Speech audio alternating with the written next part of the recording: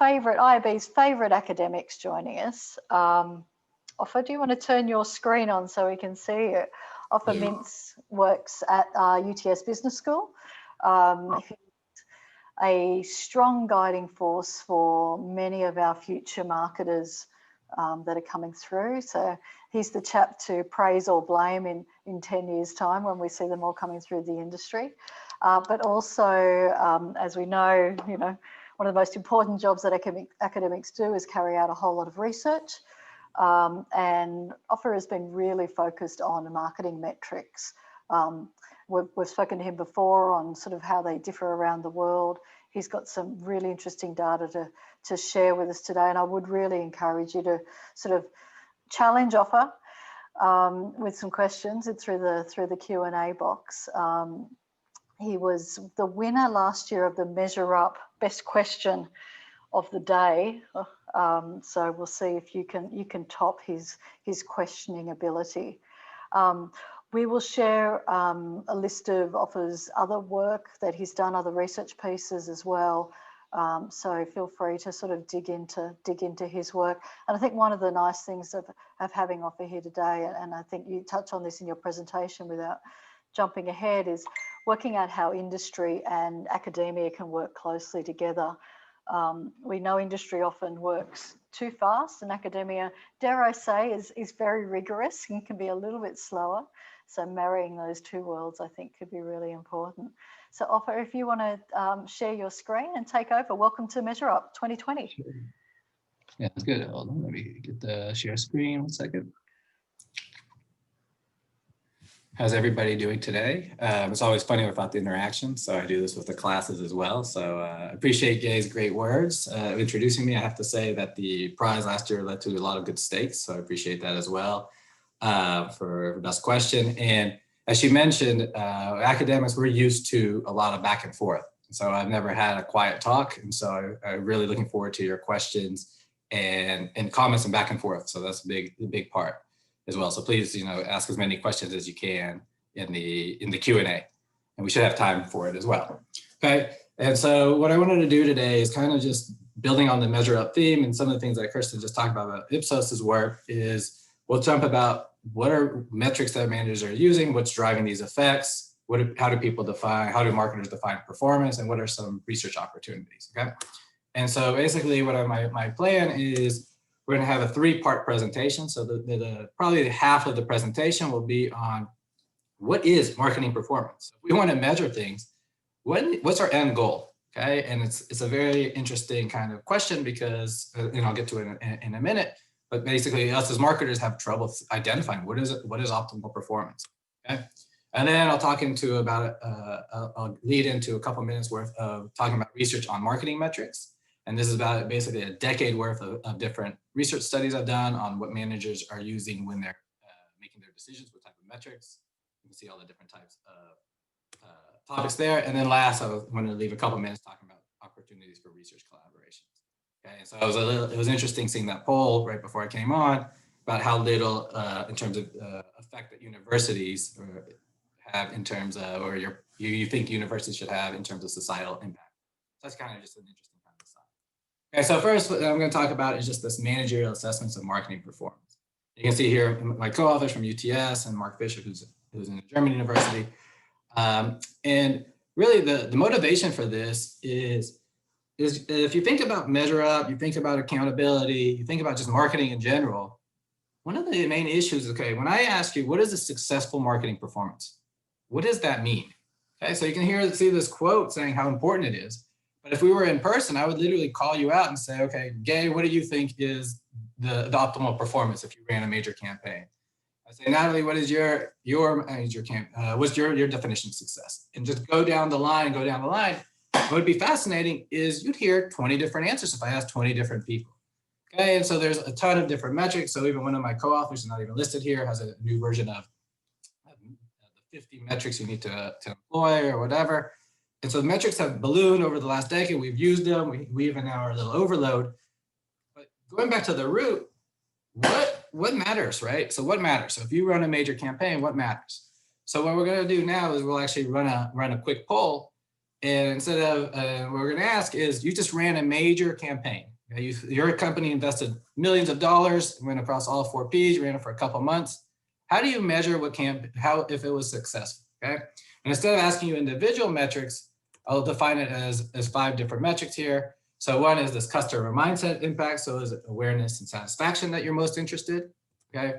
Is it marketing assets? So things such as brand or customer equity, customer lifetime value, etc. Is it top line impact, market share, sales? Is it bottom line impact, net profit, net present value, ROI? Or is it capital market impact, stock prices, market value, tokens Q? Okay, so again, you just ran a major campaign. Okay, and ignore right now what's the goal of it, but you're trying to define whether it was successful. And I know a lot of us just choose the one that made us look the best. But in this, just what is your ideal state? So we'll give you about 10 seconds to respond.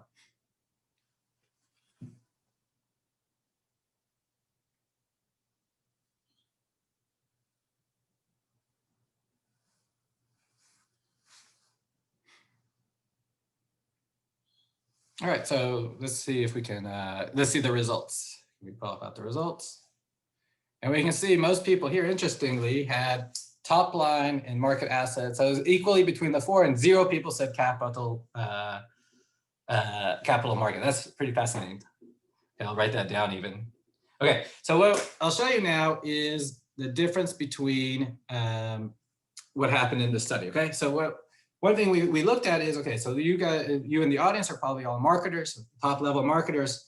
So what we wondered is it going to be the same definition as top non-marketers? So think about CEOs, COOs, CFOs. So for example, one of my co-authors has a radio show, a weekly radio show. He's interviewed over 200 or so people, top marketers around the world.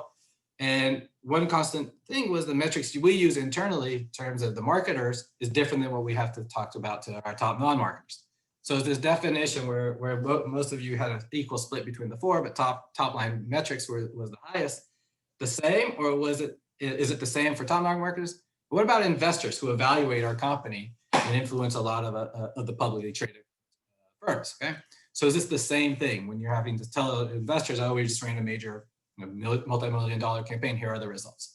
Okay, so this kind of inspired us, and I'm going to get out of kind of I'm not going to get through the geeky kind of academic part about theory building and statistical analysis, but really we wanted to answer 4 questions. First, what type of performance is basically most preferred by metrics when they assess, managers when they're assessing performance? Second, are there differences between groups? So are CMOs having the same preferences as other senior executives and investors? What about what happens when uncertainty plays, right? It's easy for me to say this is your ideal metric, but we all know your performances are never that clean cut, right? There's always uncertainty. And last, is there differences if you have a different type of marketing campaign, growth versus profit, and if your firm's focus is either on low cost or differentiation? Okay, so what did we do? So again, we built up hypothesis, which I'm not going to get into as much, but what we did is we collected data from 460 respondents in the USA. So we used this precision sample panel. You can see the numbers here. And what we did is we conducted a conjoint study. Basically, it's an experiment to measure managerial preferences. And what we did is basically we had a more detailed choice experiment, introduction to this. But in essence, we told our respondents, think of yourself as a consultant that this firm brought in. And in essence, we had a long story with it, but what is the best performance between 2 options we'll give you? And you can see the underline is where we vary the scenario based on either cost advantage or differentiation. Are you focusing on profits and growth? Okay, and basically what the big picture was is we asked them, okay, which of these 2 options would you prefer? And what you can see is there's the 5 types of performance we talked about earlier, which we defined in the study. And then what happens is you can see the arrows. So the arrows, the longer the arrow is the less certainty or greater uncertainty you have. So if you look at on the option A, marketing assets impact means you think it's going to be above expectations, meaning you think your performance did well, but you're not sure how well, okay? And it can dip into below. Versus the customer mindset impact where you know it did successful. Okay, so you can look, and so we asked 16 times these questions came out with different scenarios, and we did all sorts of experimental manipulations, etc. Okay, so fast forwarding to the statistical now. So I just wanted to show you again the 5 types because you're going to see these different performance over and over again. But in essence, what were the results? So after we did their statistical analysis, which type of performance was most preferred? And what you can see is, so again, I'm not going to go through the statistics about it, but they're out of 100, in essence, here it goes, which one is the most preferred? And what you can see is that bottom line performance is really what mattered to everybody across all the respondents. And the reason for this is, first of all, people want tangible results that the marketing campaign made some money, right? That makes complete sense. Right? Everyone in the firm wants to know, we spent millions of dollars or a lot of money. We want to make sure we made some money out of it. Okay? And on top of that, bottom line metrics such as sales, sorry, not sales, bottom line metrics such as ROI are things that everyone in the firm understands. So there's a theory called knowledge management theory, which suggests that when different managers can talk and use the same kind of language, you're more likely to use it, you're more likely to employ it, you're more likely to have it valued in your firm. And now the surprise result, especially compared to the results here that you guys mentioned, if you were to choose one, is that top line metrics performance did the worst.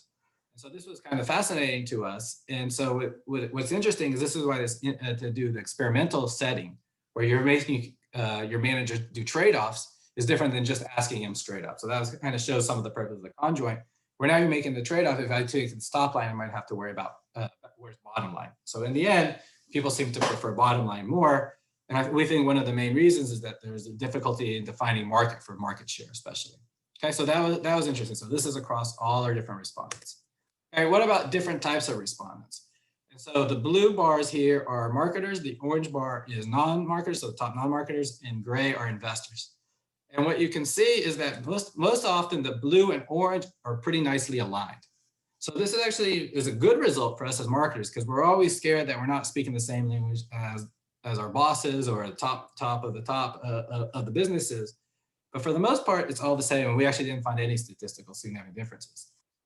In contrast, that investors had some differences, and really it focused on these two different types of marketing performances. Okay, and so what the difference is you can see that investors cared less about customer metrics, customer performance metrics. So things such as satisfaction, awareness, they didn't value it. Okay, us as marketers value it because we think it's a long-term play and it'll lead to better success over the other types of performance. But for investors, they just didn't care as much about it. Okay, and so the way the analysis works is it's got to give and take from somewhere else, and where it really the extra exposure was on marketing assets. So what they really cared more about is brand equity, and customer lifetime value. And one of the reasons we think that is because we think that the equity part, so there is a translation directly to the stock returns. But that being said, if you look to the capital markets, they didn't value it as much as bottom line. So that's also kind of an interesting side issue as well. Okay, so you can see that yes, there's differences, but not between marketers and non-marketers. And the last part of this experiment is we were looking at the value of uncertainty. How much do you care about uncertainty? What's your risk tolerance? Okay, so now I'm just going to summarize this as overall performance. So I'm going to have you have a poll in a second. It'll pop up in a minute. And basically just say overall performance, okay, composite of all those different types of performance metrics I just talked about.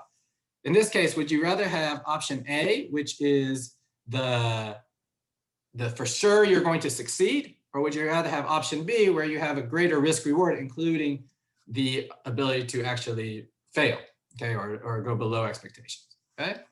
So that's one issue. And now I'm gonna look at the reverse, which is, what about if it's a negative result? Would you prefer having option C or D? So C is when you have a performance which is for sure going to lose, but option D, you're for sure going to lose, but it could be less of a loss. Okay, so we'll give you a couple minutes for the poll, which I lost. Oops, sorry. So we'll give you a couple minutes for the poll. Or sorry, not a couple minutes, a couple seconds, I should say.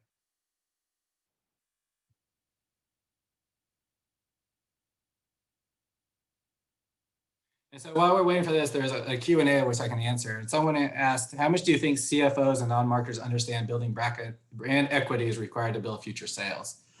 And that is a really good question. And I think one of the issues we found is that investors seem to care more about it because they think it links to equity, so they think there's a direct effect.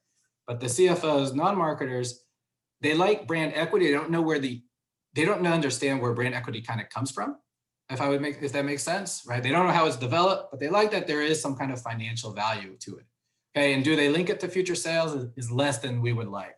But you see that more of a disconnect when you talk about even the customer metrics, right? The satisfaction awareness gets there. And for example, when I talk about this in my classes with students, it's like a mystery that I tell them there's no chance that your CFOs will really understand how awareness will link to sales without you really explaining and working through the attribution process. Very, very good question.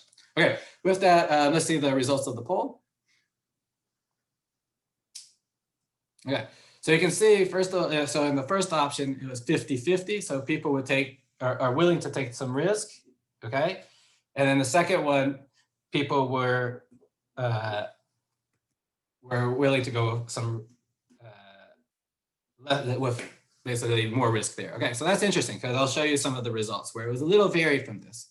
So what did we find in our analysis? Which is when you look across uncertainty levels, okay? So this is in essence, now we split it up. There was high uncertainty, high performance, high uncertainty, which is high variance, which is blue. The orange is high performance, low variance, so you're certain that you're gonna have a successful result. The gray is low performance, so you're expecting bad performance, but you're not sure how bad. And then the yellow is low performance, low variance. And when you can see this is all relative to each other, is the main result is that our managers basically avoided certain losses. So in the scenarios where they had option A and option B, anytime that it was a for sure loss with high certainty that you were going to lose on bottom line, they chose the other option. Okay, so that really drove the results completely.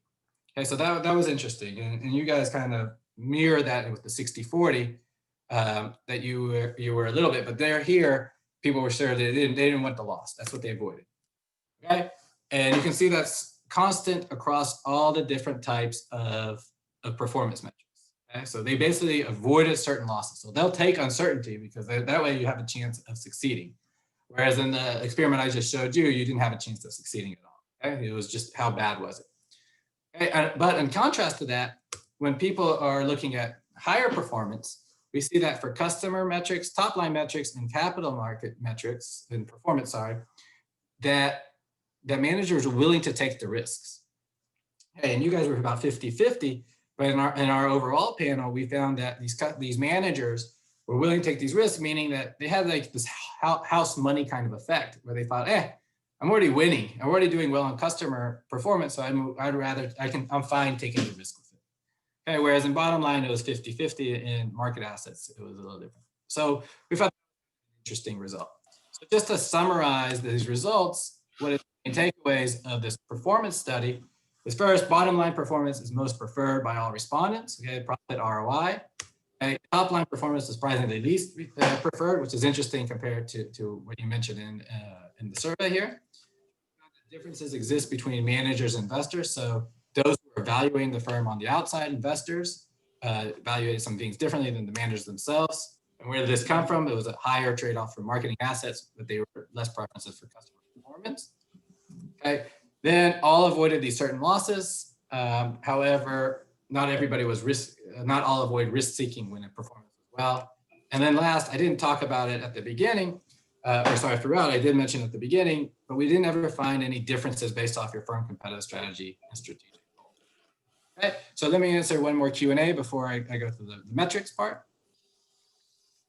So I like that someone mentioned, so these results showing managers' unwillingness to learn from failure. In the case of bad performance, how depressing. Yes, they basically were scared for their own future, what we think about it, right? And we see this, and I'll talk about this in a minute with different metric use throughout the last decade, is that in the end, people are concerned about themselves, right? So if you know that this metric shows that you did bad, you're scared to say that you did bad or this performance did bad. And so that's kind of one unfortunate answer that it's hard to get away with, get out of, okay? All right, so now let me continue with a recap of research on metrics, okay? So as the MeasureUp theme, and one of the main things is about measuring and accountability. So I found this quote by Lord Kelvin from over, I guess 2 centuries ago or a century and a half ago. And to measure is to know. If you cannot measure it, you cannot approve it, right? And then it talks about more when you measure what you're speaking about and express it in numbers, you know something about it. And when you can't express it, you have this unsatisfactory thing, right? So this is great motivation for the MeasureUp theme, why you are all attending. It provides this motivation, okay? This is kind of one of my motivations of metric use. So if you think about over a decade ago, we had trouble with metrics. But what's happened is the digital marketing, digital boom has happened. And now what we're having is metrics are everywhere. There are plentiful. So this is a great cartoon by the Marketunist. And so you can see the picture on your left, all sorts of numbers, all sorts of charts, right? All sorts of figures everywhere. And it's basically telling us our new dashboard has all the different KPIs we can track now. And then the person points out, the lady points out, what about this one on the bottom right? And what's this KPI that's trending to 0? And the person says, hey, it measures how well we understand them all. Okay, so now we have metrics, now we have, but on contrast, we have difficulty. So what I'm going to do in about 5 minutes worth of a quick recap is I'm going to talk about 5 different studies. And if you want more details on any of these, feel free to contact me or just click on the links as well. So first I'll just talk about why metrics are important beyond just us knowing they should be important normatively, but what is it the data is telling us, okay? What metrics are most used around the world? This doesn't mean they're the best metrics used, it's just showing you what they're being, who is using them. Okay, what drives managers to use metrics? Okay, what are the right and wrong metrics? So when you're making these decisions, which ones lead to better performance, which ones are associated with worse performance, and then how managers make trade-off between metrics. And one clarification here is, so the earlier study was about performance at the end, when how you're evaluating. These are about metrics when you're making your decisions. Okay, so when you're making these decisions, how is this going? Okay. And so, all right, so first, just a shout out to my co-authors from around the world. You can see located from throughout different places, okay? And I have to give a special thanks to the Marketing Science Institute, who's given us financial support throughout the years, okay? And we have 3 different data sets, okay? Again, a decade worth of platform of different studies. And probably the most notable one is we were able to collect data from 16 different countries where we were able to find 100 managers or so per country who described about 2.5 of their marketing decisions on average. So we're able to get a kind of a global different one. And then we had a different study where we had, you can see 563 managers over $1 million budget, so higher value companies. So first, as a theme of MeasureUp, why are metrics even important, right? What are we trying to find, okay? So what we did is we analyzed purely the overall number of metrics managers employed in their decision and how did that relate to performance. And performance here is just a composite of different types of performance. Okay? And so what is this big deal? We find that more metrics, the better. Okay, the more metrics used, the better. So one thing we've always been concerned about is this metric overload. But in reality, what's happening is even if you have 30 or 40 different metrics in your dashboards, your managers are only using 8 to 10. In essence, that's the takeaway. So it doesn't matter how many you put in there, they're using 8 to 10 focal ones, and they're just going to keep using those. So we're not finding this overload effect in terms of the number of metrics you use because they're just not using that much more. So the more metrics you use, the better your performance. Okay? And this is consistent throughout the world. Okay? And these 16 countries, I'll show you in a minute the different ones, but they're the largest economies in the world. Okay? In addition, one other interesting side story we found is that when managers use marketing non-financial metrics, so things like satisfaction, awareness, basically non-financials, okay?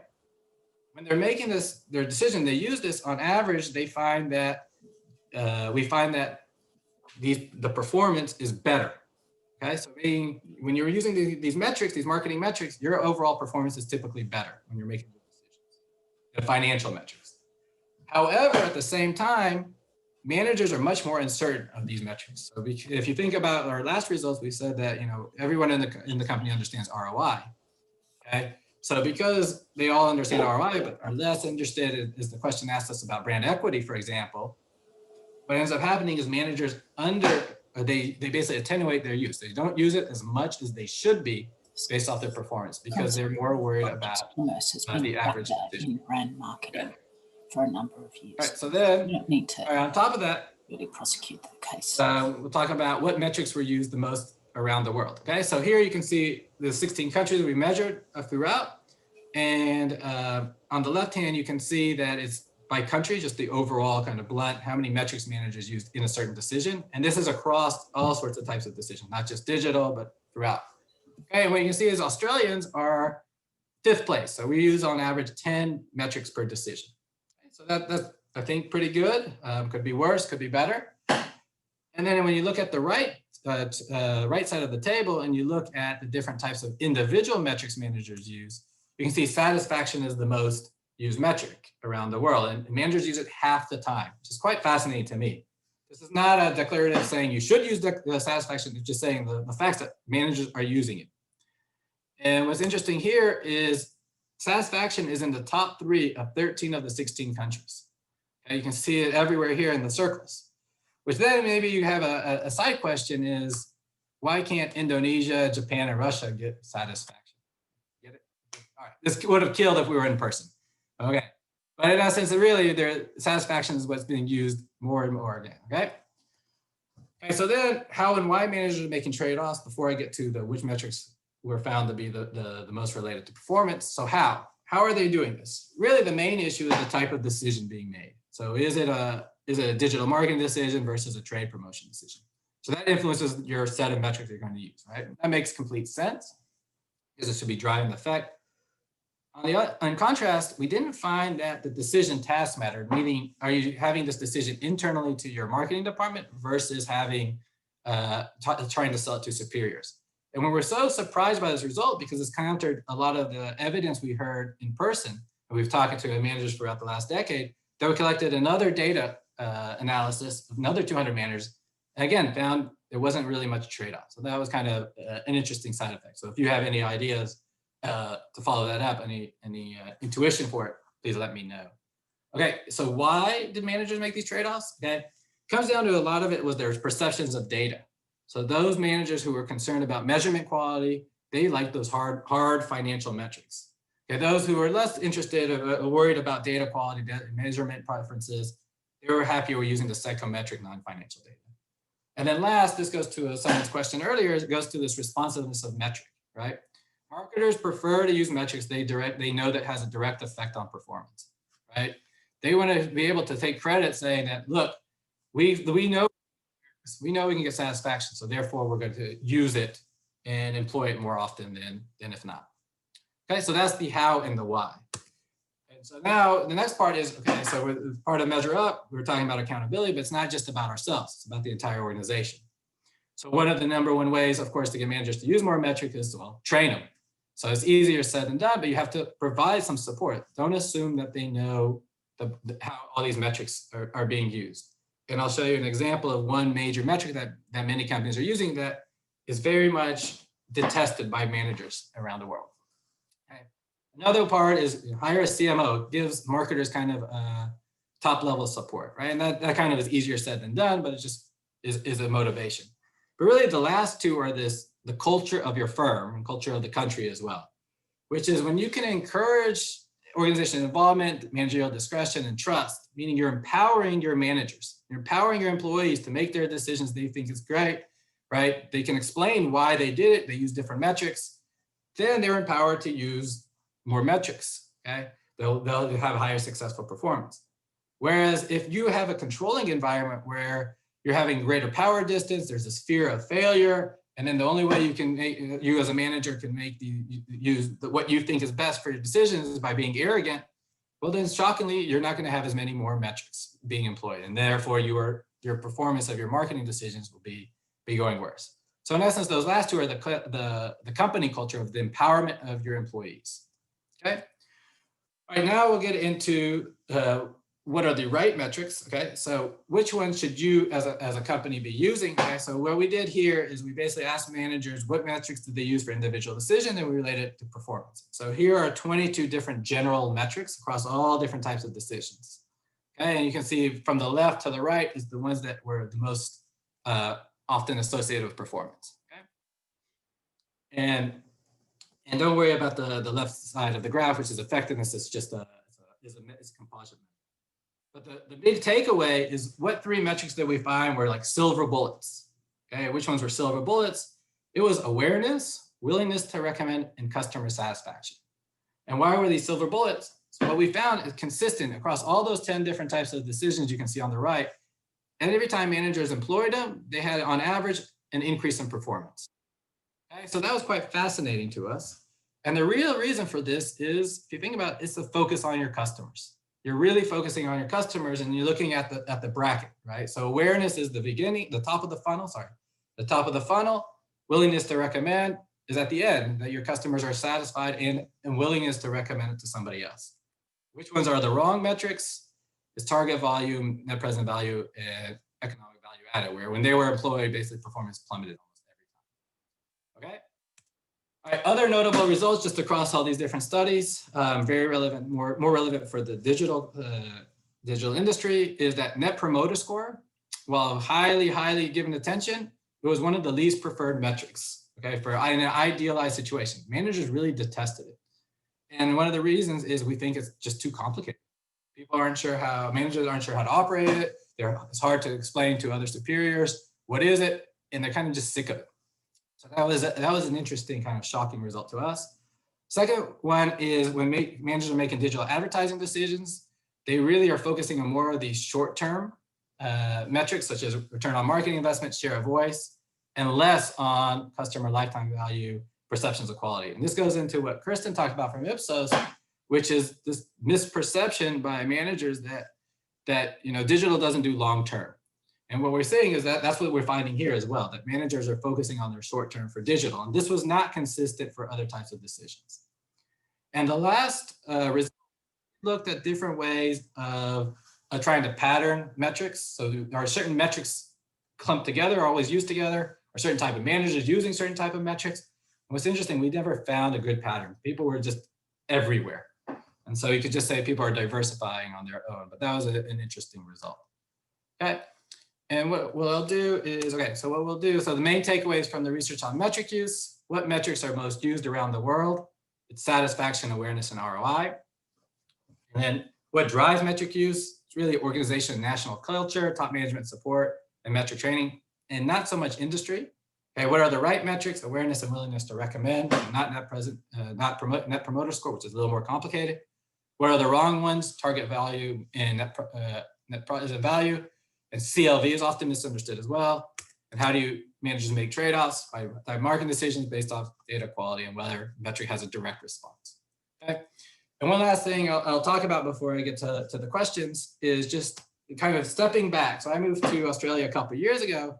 And one of the things is I see a lot of companies are interested in working with academics, but there's always a barrier at the beginning, which is, it sounds great, but no one really, there's a chicken and egg. We're not sure what the firms are not sure what we do. We're not sure how to get involved. And so I wanted to just take a minute or two to describe how there's lots of opportunities. Okay? And these were all surveys that were surveys and research secondary data that I went and sought out. But a lot of times we're looking for collaborations with individual firms.